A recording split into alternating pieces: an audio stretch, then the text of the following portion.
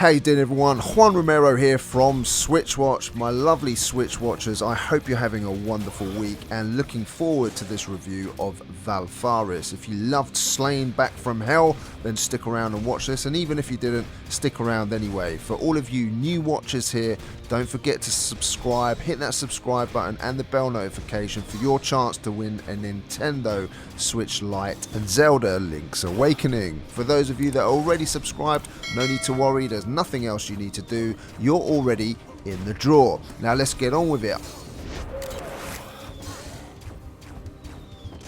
I don't know why, but I ask myself the question, why do I always end up reviewing the hardest games on SwitchWatch? I think it's simply because James and Jordan are obviously wimps, but don't tell them I said that, or it's probably because I'm a glutton for punishment, or it's a little bit of both. The truth is, I love a hard game, a game that brings me to the edge of my limits of temper control, a game where I can see the red mist but somehow stop myself turning my Switch into some sort of mashed up, smashed up piece of hardware by restraining myself and not chucking it against the wall and then stamping on it and for good measure dousing it in petrol, setting it on fire and chucking it out the window into a skip. Now that I've just got that off my chest, those dark thoughts and scenarios have played through my mind with Valfaris. It's a hard game. As hard as Slain, I wouldn't go that far, but hard nevertheless. It's made by the same team, Steel Mantis, and boy do they like creating a game that makes you sweat. If you saw my review of Slain Back from Hell, then you'll know that I like the game very, very much, and so was absolutely chomping at the bit to see what the team could come up with this particular game. So let's start with the story. Valfaris had all but disappeared from the galactic charts, only to reappear in the orbit of the dying sun.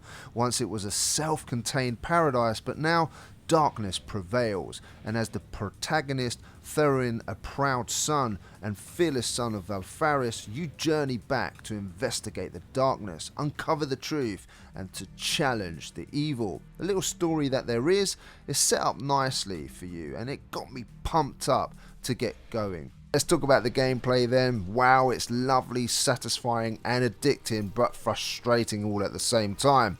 This is an all-action 2D side-scrolling platformer.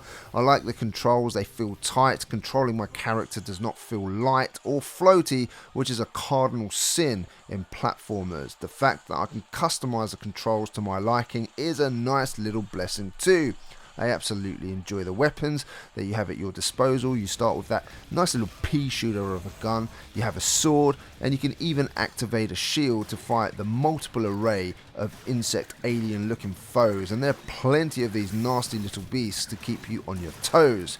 And they're nasty little buggers too. There are enemies that will stick to you, sucking your life juice unless you swipe them with a sword, ones that will fire projectiles at you, and others that you'll need to hit in the eye so that you can jump to a higher platform. Either way, you're going to die a lot, but thankfully there are handy little checkpoints which you'll be begging to find and activate. Honestly, at times it feels like a man stuck in the desert looking for that water well, and when you reach it, man, does it feel good. Now there will be better weps along the way, and you'll also be able to upgrade them with what we call Blood Metal and Blood of Valfaris for those later upgrades. My trusty pea shooter ended up firing projectiles 3-way, one of the first upgrades, and it gets better and better, and you can upgrade your sword, use differing ones that you find on your travels. Secondary weapons use energy that you collect from fallen foes. Kind of like souls, you gather them into your body, but the game rewards you when using your sword, so you can fill up that blue bar.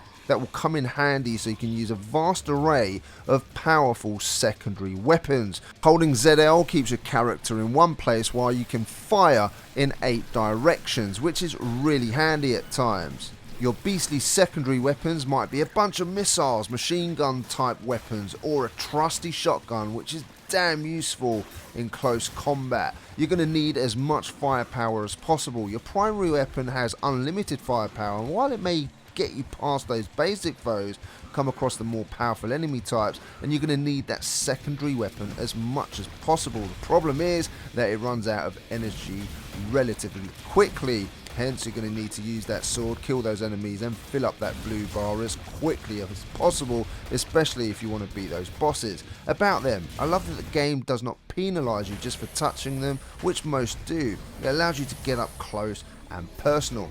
Really fun figuring out the best loadouts, gives me a real sense of satisfaction that Slain could not quite manage. This is an action shooter and it's fun as hell, blasting everything in sight, and if you didn't enjoy Slain, I think this will be more enjoyable for you. At least better playability and balance in my opinion. The bosses do give you a differing challenge. They can be brutal at times and sometimes a little bit too easy, and the game does suffer at times from difficulty spikes. Luckily for you, there's an equally brutal arsenal of weapons, and I like how powerful you can become over time. Now, while there may not be anything you have not seen before in this type of game, it's the way it's put together in such a tight package which makes it such a great experience. You'll have parts where you'll have to jump, hang on to moving alien looking creatures, climbing up plant-based platforms, and environments themselves like rising lava, which is going to kill you if you don't move up the screen fast enough. It's not all perfect, I mean what game is, but I did encounter some bad slowdown at times which would knock you out of your rhythm, which can lead to some frustrating deaths. I can't stand it when an enemy hits you and you bounce backwards, which can also lead to you falling off a platform and lead ultimately to your death. Feels unfair, and it can take a while before finding what you need to upgrade weapons also, but these last two are minor quibbles. Now in terms of the music, listen to this soundtrack.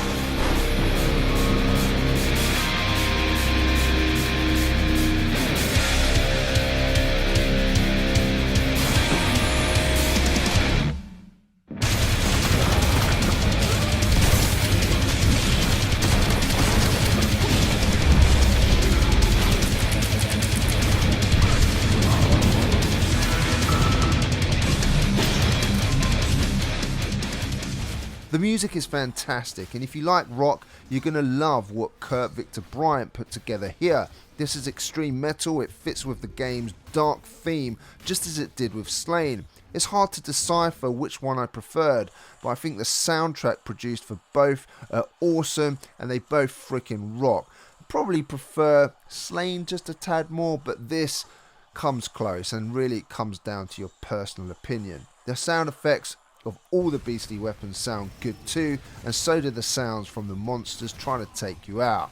Now the visuals, look, some of you are going to love it and some of you are tired of pixel art, but it's certainly my style. That lovely pixel art here is fantastic in my opinion. The colours used really depict this great looking tainted alien world. The weapons look good too. They spray all manner of different types of bullet types across the screen, and the only issue for me is when lots is going on, then there's that dreaded slowdown which I encountered, which can be distracting. So I hope it can be patched at some point. The good news is, unlike Slain when that was first ported, this runs at 60 frames per second and not 30 frames per second like Slain was, which had to be patched for it to run at 60 frames per second, which it of course does now. This of course means that it looks smoother, runs smoother, but sometimes at the expense of that dreaded slowdown. So I guess it's all about balance, and they've not managed to quite find it here just yet. The game is $24.99 in the US, £22.49 in the UK, $24.99 in euros. I would personally go for the Signature Edition, up for a price of $39.99 at Signature Edition games, which is a little bit more expensive, but those editions are stunning. Now, if you also want to get a normal physical on Amazon, you can do, but that's $29.99, and that looks to be releasing in November. Look out for that on Jordan's Physical Weekly video, where we inform you of all the physical releases goodness. Now, as this is a new game, it's going for a high price, but I can't help but think back to the amount of times I've seen Slain for about $5 or £4.99, something like that. So if you want this, you'll have to pay for that early adopter fee, and you'll have a good time, but there's no multiplayer here, no online leaderboards of any sort, and no scoring system to keep you addicted. No, here the addiction is having that one more go to try and get to that next checkpoint before no doubt perishing about 20 times. Now if you can stomach that and can handle dying to learn, then this will give you a good length in the campaign, but replay value is limited in that I cannot imagine wanting to play the whole campaign again without having a break for at least a good while.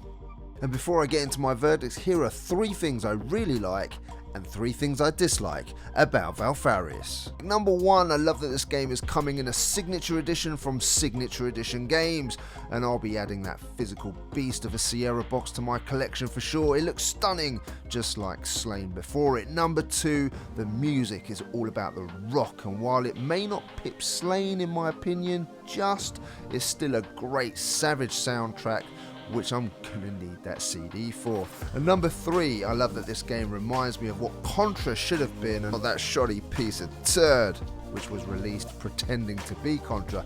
Bonus like! Just love the pixel art here, the environments look absolutely incredible, the alien creatures themselves, and all the effects of the wonderful weapons that you come across in this game. Number 1, it's a tough game. For those of you with a temper, you may want to stay clear. Number 2, the slowdown is a shame. I'm hoping that it can be patched. And number 3, it's tad expensive at $24.99 or £22.49. Hopefully the price will come down in no time. So on to my verdict. Valfaris has many similarities to Slain Back from Hell that would be consistent in that it's the same developer, Steel Mantis, who made both games, down to the same artist who composed the epic soundtrack, Kurt Victor Bryant. I love how dark and gory it is, and for me, I very much like the pixel art here. It's fun blasting through enemies, but there is some slowdown and frustrations to contend with, as well as an initial high price considering the competition on the Nintendo Switch right now. Still, if you liked Slain Back from Hell, I'm sure you're going to like this even more, as for me, it's a better and more well-rounded experience. A solid 8 out of 10. Ladies and gentlemen, if you're still here watching, thank you so much for your support. James, Jordan and I really do appreciate it. Don't forget to just subscribe if you're a new watcher for your chance to win that Nintendo Switch Lite and Link's Awakening for those of you already subscribed. As you know, you're already in the draw, so no need to do anything else. I'll pop some videos up for you now, ladies and gentlemen, and hopefully we'll see you over there. This is Juan Romero signing out. I'll see you again on the next one. Take care.